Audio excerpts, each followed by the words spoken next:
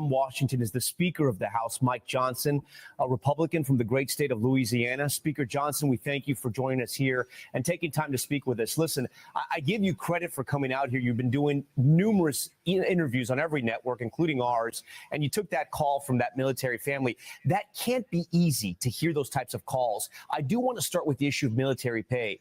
NBC News has reporting from two sources that during a call with congressional Republicans, you rejected the idea of doing a standalone bill for military pay. What do you say to military families who are incredibly worried about not getting that next paycheck? Why wouldn't you at least try to get a standalone bill together?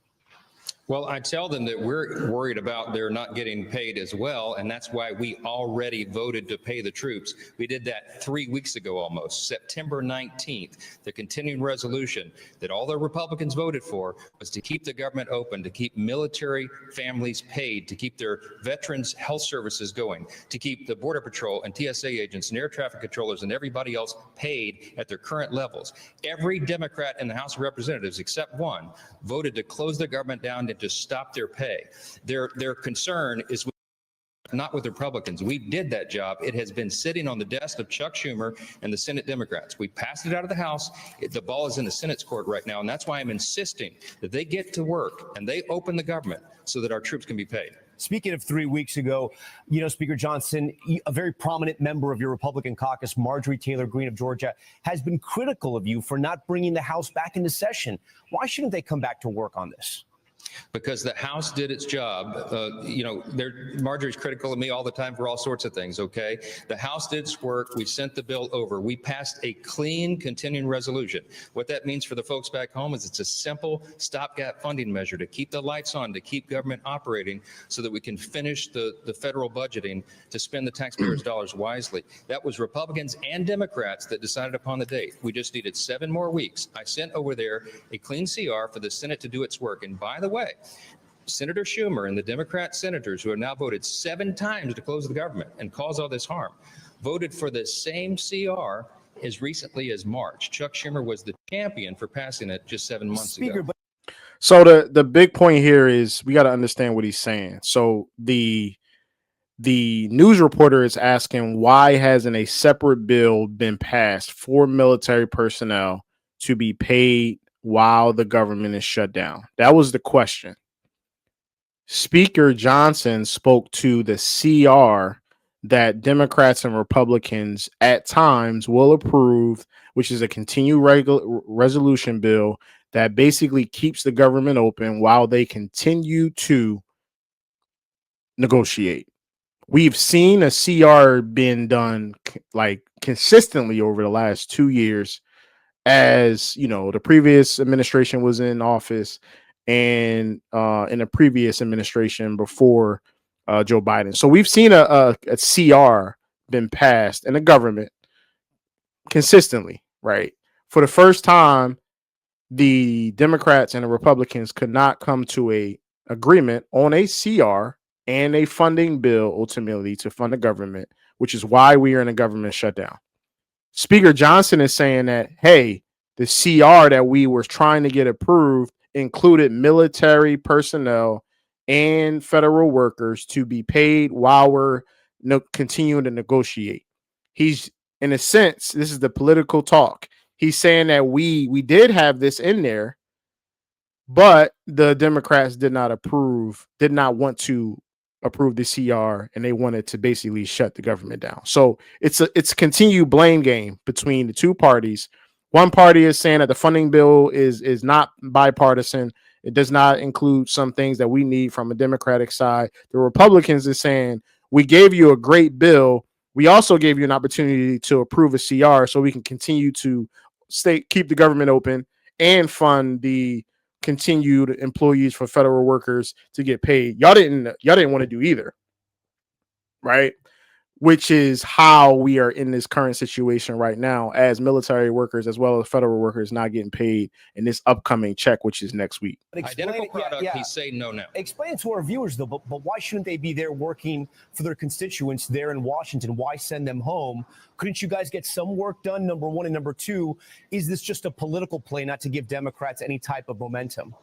No, this is House Republicans are doing a huge amount of work. We had a conference call today assessing all of that. They're in their districts right now. What they're doing is helping their constituents navigate the harms that have been caused by the Democrats who are playing political games here and closing the government. Again, they voted 7 times to shut the government down.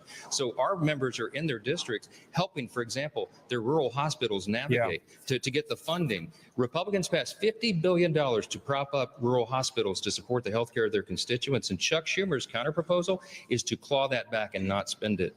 There is really important work being done right now, and we'll get back to regular session as soon as the Senate votes to turn the lights back on. All right. The Democrats are refusing to vote for the spending bill in the Senate because they want to extend enhanced Obamacare subsidies that expire at the end of the year. And yet a survey by the nonpartisan health policy research group KFF found that 78% of adults believe those enhanced subsidies should be extended. That includes 82% of independents and roughly 6 in 10 Republicans. The Constitution requires compromise between legislators, and Americans support what they're asking for. So I guess, Speaker Johnson, my question to you, why not give it to them? And I got to ask, you're a year away from the midterms. Are you starting to sweat this? No one has made a decision on those subsidies. There's a lot of reforms, probably 100 different ideas on how to improve it. The reason that Obamacare is having to be subsidized is because premiums have gone through the roof. When Obamacare was passed in 2010, they promised that the cost of care would go down. It's risen 60% since that time. There are a lot of ideas on how to reform it and make it better, but you said the key phrase, end of the year. That is a December 31st policy decision. It had nothing to do with keeping the government open on September 30th, the end of the fiscal year, so that Republicans and Democrats can be here to have those debates and figure out how to resolve it. They're not telling the American people the truth. What is a simple truth here is that Republicans have now voted repeatedly to keep the government open, and the Democrats have voted repeatedly to shut it down. They're trying to make a political moment out of this at the expense of real people back home that are being hurt. So in one sense, he's absolutely right.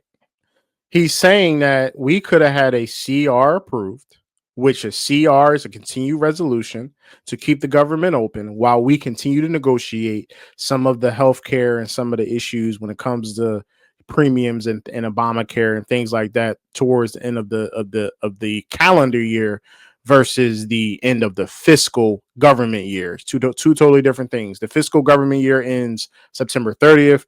The calendar year, as we know, ends in December 31st, right? So he's saying that we had more time to get the premium issues that in December 31st, the calendar year, we didn't have to shut the government down to be able to fix those issues now because we still have some months. That's a fact. And we've seen the CR pass, like he said, 7 times in the past, but this time the Democrats were not in agreement for the CR or the funding bill as a whole. And do your job, I would say to the Senate Democrats. Let's talk about those comments that Senate Minority Leader Chuck Schumer made, telling Punchbowl News that every day the shutdown continues gets better for Democrats. He said he was talking about their health care argument. How do you respond to that? Yeah, clean up on aisle 5. Chuck Schumer told you exactly what he thinks. He's doing this for his own benefit. He is afraid he's going to get a challenge from the Marxist left in his party. Remember, he's a senator from New York. New York is about to elect a Marxist, the mayor of New York City. He is terrified that he's going to get a challenge to his left flank and he's going to lose his seat. He's been in Congress for 44 years. So he made a calculation. He cannot take the heat from the left of his party, and he decided to pull this political stunt for that reason. One reason alone. Everybody in Washington knows that's what's going on here. And it is infuriating to us that they're using the American people as pawns in this game. We've done the right thing. We've done the easy thing, and it should happen again. I want to play you something President Trump said just today about cuts he may make during the shutdown. Let's take a listen. We'll be making cuts that will be permanent, and we're only going to cut Democrat programs. I hate to tell you. I guess that makes sense, but we're only cutting Democrat programs. So, Speaker Johnson, these are programs that may impact real Americans. Are you comfortable with the president cutting them along purely partisan lines? The president has a responsibility to prioritize, triage effectively federal spending. Chuck Schumer decided to turn off the streams of federal funding. So now the administration has to look at that with their own lens and determine which services, policies, and personnel are essential and which are not. They have no choice in the matter. They take no pleasure in that. In fact, I was in the Oval Office with President Trump just a little over a week ago. Chuck Schumer, Hakeem Jeffries are there, Leader Thune. President Trump pleaded with Chuck Schumer not to play games and not to close the government because none of us want this to happen. He chose the opposite route. And so he has put the president in the position where he has to make those tough choices. Well, President Chuck Trump, Schumer is the one that can open the government and stop this. Speaking of choices the president may make, he has said he's open to permanently laying off or firing some of these federal workers that have been furloughed. Who is the president talking about here? Can you explain that to our viewers? I don't know. I haven't spoken to him about those details. I do know that he's getting a collection of legal analysis from attorneys who are trying to determine what the law fully provides and how much back pay is provided. But I can tell you where the president's heart is. Wait, Speaker, but do you support the president firing furloughed workers? I support, look, we're limited government conservatives, and there is too much inefficiency in the federal government. It's too large. It does too many things. There are programs that probably should be eliminated, but we want federal employees to be protected. I believe we have always followed the tradition. I think it's the law that the furloughed employees of the federal government because of a shutdown should be given back pay. I think that's what's going to happen here. The president doesn't want a single American employee to be harmed. There are good, patriotic people who serve the government, provide all these services for the people, but he has to make decisions about which are the most essential and which are the least essential. And that would be on any president of any party in a situation like this. It's totally unnecessary. I hear you on the back pay part. It sounds like you want them to follow the law to the letter there to get the back pay because that's what the law calls for. But about firing furloughed workers, the Wall Street Journal right now has an exclusive report that Senator Thune has lobbied the White House to stop talking about that is not helping the process. Do you agree with Senator Thune on this? I haven't talked to Senator Thune about that issue. I'm telling you what my position is, and I think this is very unfortunate. I think Chuck Schumer holds the keys to the kingdom here. I think that he could get at least 5 Senate Democrats to come to their senses and do the right thing, to do what they have always done in the past until they wanted to oppose President Trump. Do the right thing by the people. Put your politics aside. Let's everybody get back to work here. So let's back up for a second. Just remember, right, as we reported last week, the funding bill vote needs 60 votes, right? There are 53 Republicans, right? And they need a total of 60 votes. 52 of the 60 are in agreement, which is one Republican is not in agreement of the funding bill. 52 out of the 53 Republicans are. They are in need of 8 Democratic votes to pass the funding bill to get the government reopened.